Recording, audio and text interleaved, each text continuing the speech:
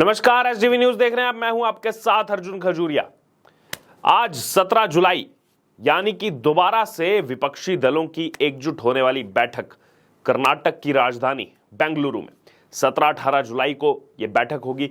इसी बीच अब एक बड़ा अपडेट आपको बता दें कि एनसीपी, जिसके अब 2 फाड़ हो चुके हैं, अधिकतर जो संख्या बल है वो अजीत पवार के साथ नजर आ रहा है, लेकिन इसी बीच जो शरद पवार का फैक्शन है यहां पर एनसीपी का, उसमें भी कुछ विधायक अभी हैं। शरद पवार की अगर बात की जाए तो वो इस विपक्षी दल की बैठक में आज शामिल नहीं होंगे। ये बड़ा अपडेट इस समय सामने आ रहा है।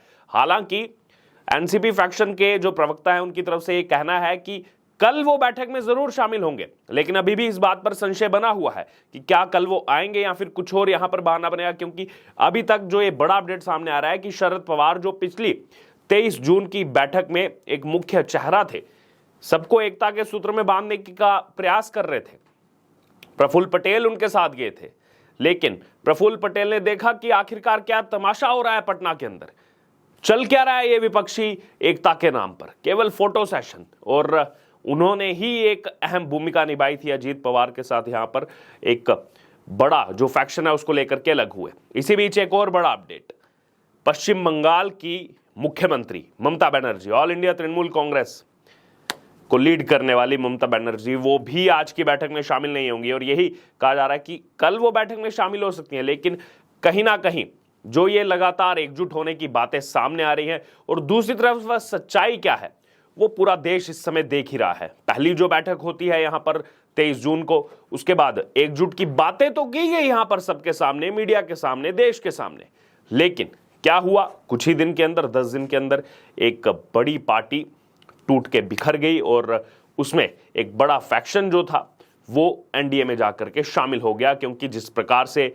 सच्चाई देखी यहां पर कि आखिरकार ये पटना में किस लिए जुटे थे। क्योंकि दूसरी तरफ अगर बात की जाए, यहां पर अध्यादेश का भी जो मुद्दा चल रहा है, आम आदमी पार्टी का जो स्टेट यूनिट्स है, चाहे दिल्ली की हो चाहे पंजाब की हो, वो लगातार अजय माकन, संदीप दीक्षित, तमाम ऐसे नेता पुरजोर विरोध करते रहे कि आम आदमी पार्टी ने हमारा ही तो वोट खाया है, हमारा ही वोट बैंक लेकर के सरकार बनाई है, और इसीलिए ऑब्जेक्शन था यहां पर स्टेट यूनिट का। लेकिन उसको दरकिनार करते हुए किस प्रकार से कांग्रेस ने भी इस मुद्दे पर क्लियर कर दिया कि वो आम आदमी पार्टी के साथ जाएंगे इस सत्र में, तो सीधे तौर पर आप समझ सकते हैं कि स्टेट यूनिट्स की अगर बात की जाए तो उनको किस हिसाब से यहां पर पीछे छोड़ दिया जा रहा है, उनकी सुनवाई नहीं हो रही। जो एक्चुअल जमीन में जाकर के काम करता है, जो आपके लिए वोट जो है लेकर के आता है बूथ से, उनकी सुनवाई नहीं हो रही। बहरहाल डिसीजन अपर बॉडी का था। इसी बीच जेडीएस, जनता दल सेकुलर, कर्नाटक में बैठक हो रही है। जेडीएस जो कि कभी कांग्रेस के साथ थी पिछली बार जब सरकार बनी थी, जेडीएस की तरफ से अब यह कहा गया, एचडी कुमारस्वामी की तरफ से, उनके जो वरिष्ठतम नेता हैं, कि हमें जो है इस बैठक में नहीं बुलाया गया, जो बाकी विपक्षी दल हैं उन्होंने हमको कंसीडर नहीं किया है, तो हमारा भी यहाँ पर उनके साथ जाने का कोई यहाँ पर सवाल ही नहीं उठता कि हम उनके साथ जाएं। फिर ये भी उनसे सवाल पूछा गया। सुबह ये आपको मैं अपडेट बता रहा हूँ, 10:15 बजे का आज का अपडेट है, जो एचडी कुमारस्वामी ने यहाँ पर मीडिया एजेंसी से बात की है। उसके बाद एनडीए के लिए उनसे पूछा गया कि क्या आप एनडीए के साथ जा रहे हैं, तो देखिए यहाँ पर झुकाव उनका एनडीए की तरफ इसलिए नजर आ रहा है क्योंकि 10:15 बजे वो कह रहे हैं कि एनडीए ने हमें जो है अभी बैठक के लिए नहीं बुलाया है, हम देखेंगे इस फ्रंट पर क्या करना है। तो देखिए ये इशारा जो है वो एचडी कुमारस्वामी ने दे दिया है। जो महागठबंधन है उसके लिए तो उन्होंने सीधे तौर पर कह दिया कि ये तो कोई सवाल ही नहीं उठता कि जेडीएस चले जाए उनके साथ, हमें उन्होंने कंसीडर ही नहीं किया। लेकिन यही सवाल जब एनडीए के लिए पूछा गया तो उन्होंने कहा कि नहीं, अभी देखो, अभी कोई यहां हमारे पास जो है लेटर पहुंचा नहीं है, क्योंकि जो एनडीए की बैठक है वो कल होने वाली है, यानी कि 18 जुलाई को होने वाली है। और उसके बाद उन्होंने ये भी कहा है हम देखते हैं कि इस फ्रंट पर हमें क्या करना है, यानी कि एक इशारा उन्होंने दे दिया है यहां पर कि वो एनडीए के साथ शामिल हो सकते हैं। इसी बीच आपने देखा सुभाषपा, वो एनडीए में यहां पर शामिल हुई। तो यहां पर बेशक अब कुछ दल ज्यादा बुलाए गए हैं, 26 दल बुलाए गए। आप सोच रहे होंगे कि 17 से नंबर बढ़ गया 26, लेकिन अगर उन दलों को आप देखेंगे तो उनका जो वोटिंग परसेंटेज मिलती है वो काफ़ी जो है न्यूनतम है यहाँ पर। अगर उसको बड़े कॉन्ट्रास्ट के रूप में आप देखेंगे, लोकसभा चुनाव के कॉन्ट्रास्ट के रूप में अगर आप उस चीज़ को देखेंगे। बहरहाल यहाँ पर अब ये देखना होगा कि आज तो नहीं आ रहे हैं शरद पवार, ममता बनर्जी, क्या कल शामिल होंगे नहीं होंगे, इस बीच कुछ और देखने को मिलेगा, क्योंकि सोनिया गांधी आज डिनर भी जो है वो होस्ट कर रही हैं इन विपक्षी नेताओं के लिए, तो सीधे तौर पर उसमें भी ये दोनों नेता शामिल नहीं होंगे। और यहाँ पर समझने वाली चीज़ ये है कि एक तरफ लगातार जो स्टेट यूनिट्स हैं, चाहे दिल्ली पंजाब हो, वो आम आदमी पार्टी के अगेंस्ट बोल रही हैं, लेकिन यहाँ पर ये दिखा रहे हैं कि हम एकजुट हैं। पश्चिम बंगाल की अगर आप बात करें, क्योंकि ममता बनर्जी आज की बैठक में शामिल नहीं हो रही हैं, पश्चिम बंगाल में अधीर रंजन चौधरी, कांग्रेस पार्टी के इतने बड़े नेता, इतना बड़ा चेहरा, वो लगातार ममता बनर्जी के खिलाफ बात कर रहे हैं, पत्र लिख रहे हैं, धरने पर बैठे हुए हैं, लेकिन कोई सुनवाई नहीं हो रही है। क्यों? वहां से क्योंकि तृणमूल कांग्रेस को साथ में लेने का प्रयास किया जा रहा है। बहरहाल इसी बीच प्रयास इनका यह है कि बीजेपी को रोका जाए, लेकिन क्या ये इतना आसान है? क्योंकि इतना आसान इसलिए नहीं है क्योंकि ये पहले खुद तो एकजुट हो जाएं, जिसमें बातें तो की जा रही हैं लेकिन असलियत कुछ और नजर आ रही है। इसी बीच अगर यहां पर बात की जाए तो मल्लिकार्जुन खड़गे का भी एक बयान आता है, वो बयान खुद सुनिए और खुद एनालाइज कीजिए।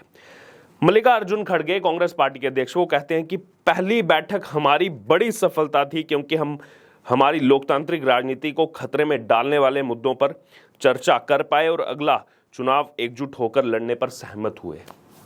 देखिए, सुनने में कितना अच्छा लगता है जो मल्लिकार्जुन खड़गे ने कहा, लेकिन सच्चाई क्या है यहां पर? सच्चाई ये है मल्लिकार्जुन खड़गे जी कि 10 दिन के अंदर एक वो पार्टी जो कहीं ना कहीं उस अपोजिशन की बैठक में, विपक्षी एकजुटता की बैठक में आगे थी, उसमें एक बड़े नेता जो वहां पर शामिल हुए, सबको जो है एकजुट करने का प्रयास किया, बातें की, लेकिन खुद का दड़ा ही नहीं बचा पाए।